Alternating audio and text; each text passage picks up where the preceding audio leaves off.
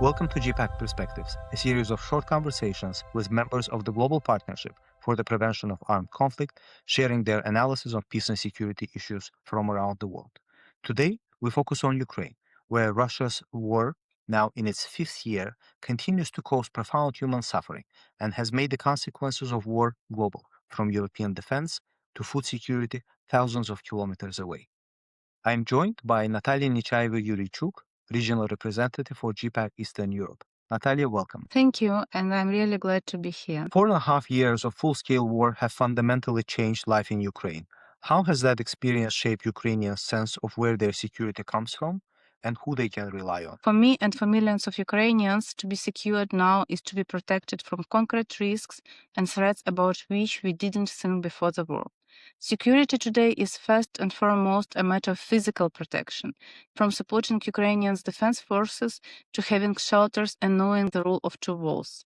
It's a decision about whether children can attend school in person or have to learn online. It's about finding solutions for independent power because without electricity, there is no heat or water or even mobile connection.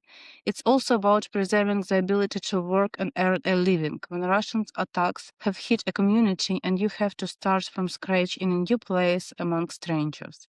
It's about finding funding to insulate houses and apartments regardless of seasons. And of course, it's about the accurate information. We know the cost of fake news and disinformation, and it's the lives of millions, from those who believed Russian propaganda to those who were unable to escape the occupation because of false promises of green corridors. Nataliia, Ukraine entered the full-scale war with a highly mobilized civil society.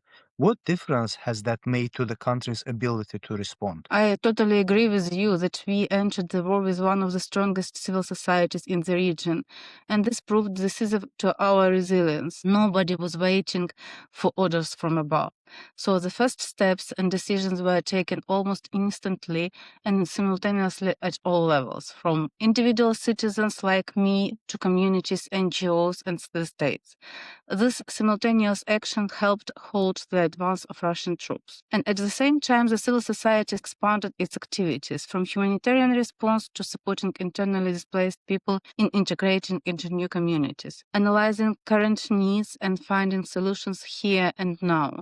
And I am really proud and happy that members of Eastern European GPPAC network in Ukraine are actively working in various areas, including advocacy, analysis, humanitarian aid, mediation, civic education, and more. And importantly, civil society has not remained merely an implementer.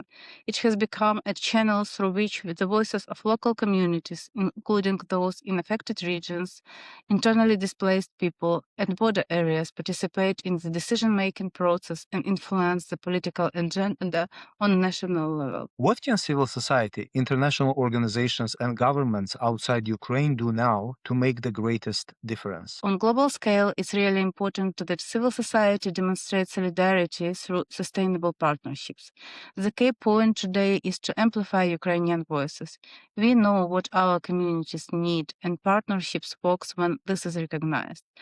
Another point is that maintaining the focus on accountability, documenting violations of international law, and ensuring that the Russian war against Ukraine doesn't disappear from the agenda due to war fatigue is a priority for international organizations. And equally important is direct material support for civil society in Ukraine, funding organizations who will continue to operate amid the war, in frontline and affected regions and communities.